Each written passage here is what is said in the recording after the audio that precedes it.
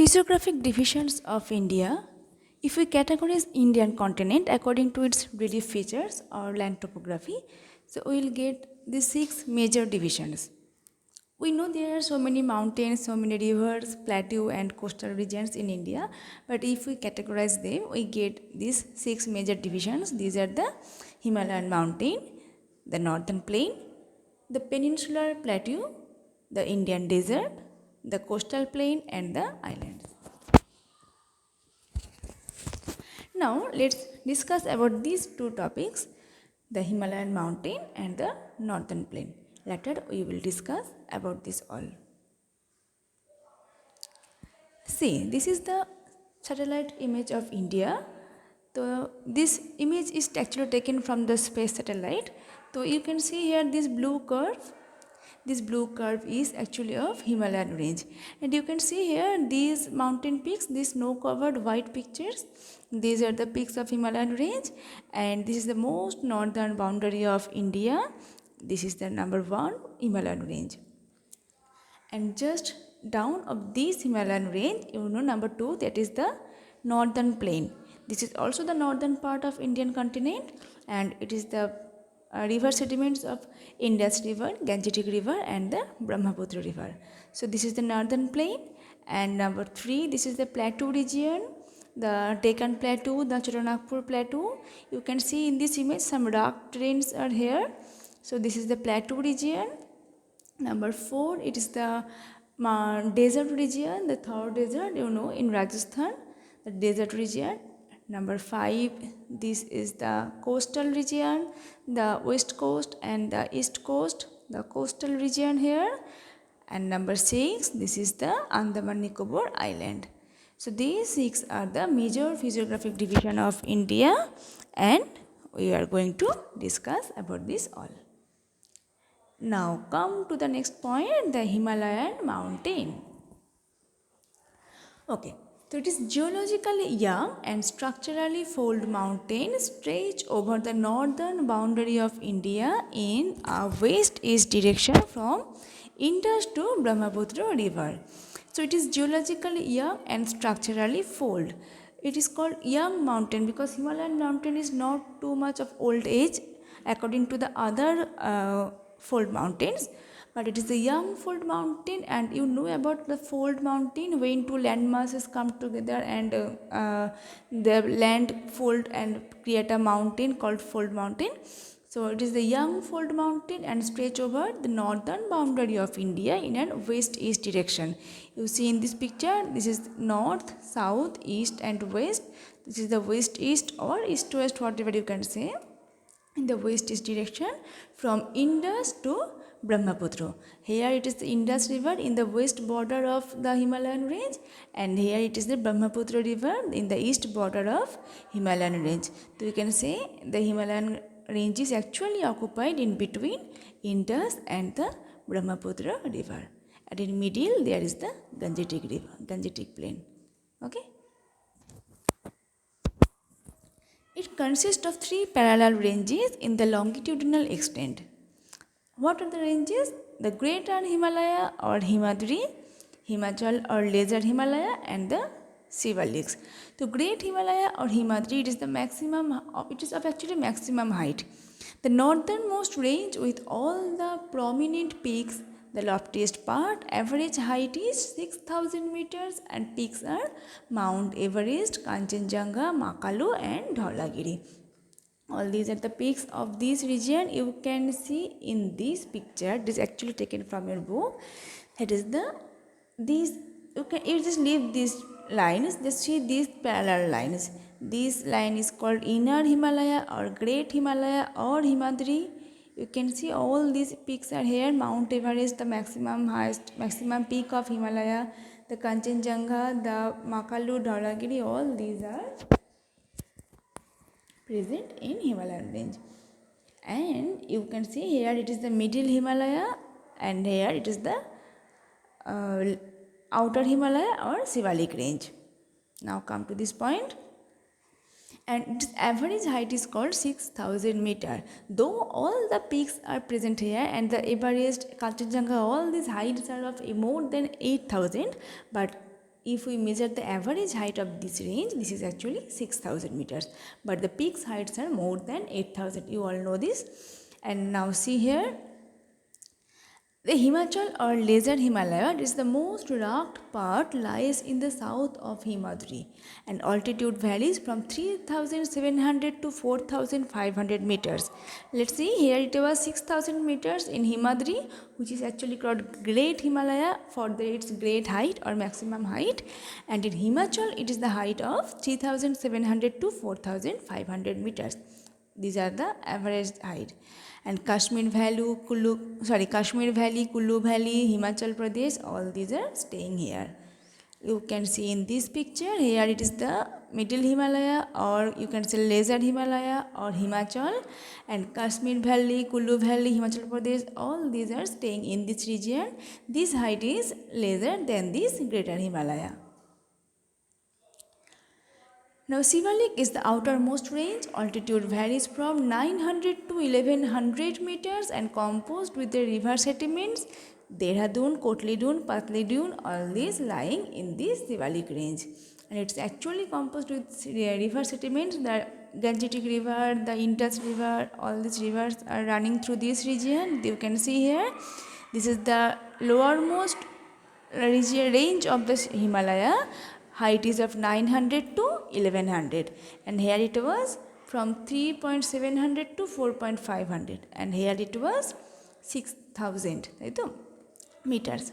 And Sivalik range is actually formed with occupied with the river sediments like Indus River and its tributaries, Gangetic River and its tributaries, and here it is the Brahmaputra River. Okay, this is a very low altitude comparatively to this two range. Okay, so these three divisions are covered for Himalayan mountain. You can see in this picture. This picture is actually of Greater Himalaya or Himadri. The maximum peaks are here in this, and it is fully snow covered area. You can see this is very rough and extreme climate here, and fully snow covered of Greater Himalaya. And here it is the Middle Himalaya, or you can say Himachal. And it is there some rock. It is actually fully snow covered, and it is also fully snow covered, but some rock terrains are exposed in this region. And here it is the Sivalik, or very lower altitude of the Himalaya range. And as the altitude is low, you can see some greeneries are present in this region. And in the far away, you can see the snow belt here. This is of Greater or Middle Himalayan range. Okay, so clear? Greater Himalaya of great height, Middle Himalaya, and Sivalik, outer Himalaya. Okay. Now come to the next point, that is the northern plain. So you know in this name, so it is in the northern because it is also situated in the northern part of the Indian continent. So the northern plain has been formed by the interplay of three major river systems, that is Indus, Ganga, Brahmaputra, along with their tributaries. So the three rivers are Indus, Ganga and Brahmaputra, and along with their tributaries, the sedimentations and the river banks all are covered this northern plain of Indian region. And it is actually formed with the alluvial soil, means the sedimentation of the rivers. It spreads over 7 lakh square kilometer and 2,400 kilometer long and 240 to 320 kilometer broad. So its the aerial coverage is 7 lakh square kilometer and its length is 2,400 kilometer and breadth is 240 to 320 kilometer. Clear? Now see, densely populated physiographic division due to favorable conditions for the agriculture. As the northern plain, you can see in this picture here, it is the northern plain, the green portion. You also have the picture here, you can see the very beautiful, all greeneries are here. And as the land is plain land and it's favorable climate for the agriculture, so population is very dense. You know about Gangetic plain, as we are living in the Gangetic plain, and it's very congested and very populated region. So due to the favorable climate for agriculture and settlement also.